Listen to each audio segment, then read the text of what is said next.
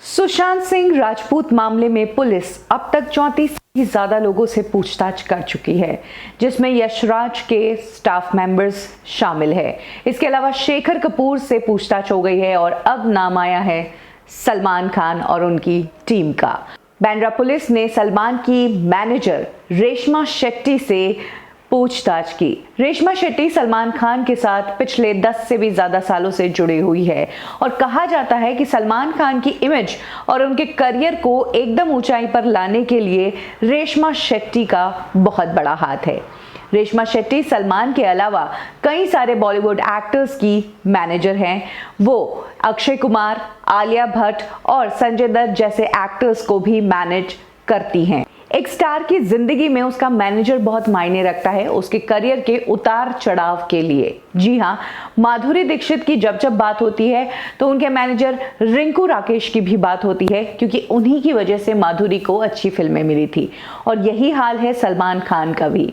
कहा जाता है कि सलमान खान के लिए रेशमा शेट्टी बहुत लकी साबित हुई और रेशमा शेट्टी की वजह से ही सलमान खान का करियर 2010 तक जो बिल्कुल ही एवरेज चल रहा था, वो अचानक से ऊंचाइयों पर चढ़ने लगा। रेशमा शेट्टी ने मेक श्योर किया कि उनके स्टार को वो इंडस्ट्री के बेस्ट से बेस्ट प्रोजेक्ट्स दिलवाए। रेशमा शेट्टी का ही दिमाग था कि सलमान खान को उन्होंने बीइंग ह्यूमन जैसी चैरिटी की शुरुआत करने को कहा, ताकि सलमान खान की इमेज लोगों के बीच जो गुंडे वाली बनी हुई थी वो इमेज बहुत अच्छी हो जाए और एक दयावान आदमी की हो जाए। रेशमा शेट्टी ही वो है जिन्होंने सलमान खान को बिग बॉस दिलवाया। कहा जाता है कि रेशमा शेट्टी के सलमान के करियर में आने के बाद सलमान जो अब तक ऐसी ही फिल्में करते थे और 2010 से पहले सलमान कुछ खास फिल्में नहीं कर रहे थे, वहीं रेशमा शेट्टी के आने के बाद सलमान ने काफ़ी अच्छी फिल्में की। लेकिन पिछले 2 सालों से रेशमा शेट्टी सलमान खान से दूर हो गई है। वो अब सलमान को मैनेज नहीं कर रही है, जिसके चलते सलमान के करियर में डाउनफॉल अच्छा खासा देखा गया है।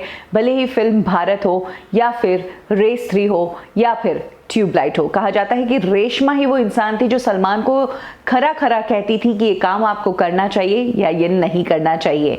वहीं अब जब सलमान अपने लोगों के साथ है तो उनके लोग उन्हें किसी भी चीज में ना नहीं कहते हैं। यही कारण है कि एक स्टार की जिंदगी में उसका मैनेजर बहुत मायने रखता है। उसका मैनेजर ये इंश्योर करता है कि मार्केट में अगर कोई ब्रांड है और वो किसी बड़े स्टार को देख रही है, यानी कि शाहरुख, अक्षय, आमिर, अजय, इन सबको देख रही है, तो वो मैनेजर मेक श्योर करती है कि कैसे वो एंडोर्समेंट इन सभी को छोड़कर सलमान खान को मिल जाए। कुछ इस तरह का काम मैनेजर्स करते हैं, यानी कि जो टॉप की टक्कर वाले स्टार्स होते हैं उसमें से ये मैनेजर कोशिश करते हैं कि जो बेहतर फिल्म हो, जो बेहतर एंडोर्समेंट हो, वो उनके कॉम्पिटिटर्स के पास जाने के बजाय उनके स्टार के पास आए। और इस डील को करवाने के लिए इन्हें एक बहुत बड़ी रकम भी मिलती है। यही कारण है कि इन मैनेजर्स की अक्सर काफी डिमांड रहती है और जब कोई मैनेजर किसी स्टार को ऊंचाइयों पर पहुंचा देता है तो हर बड़ा स्टार उस मैनेजर से जुड़ना चाहता है। रेशमा शेट्टी पिछले 2 सालों से सलमान खान के साथ नहीं है, लेकिन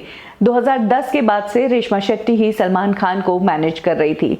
और यही वो कारण है कि सलमान के प्रोफेशन के बारे में, उनकी बारीकियों के बारे में, कि क्या कभी सलमान को कोई प्रोजेक्ट दिलवाने के लिए किसी स्टार को आउट करवाया गया है, क्या प्रोफेशनल राइवलरी थी किसी से सलमान की, क्या सलमान किसी पर्टिकुलर इंसान से नफरत करते थे।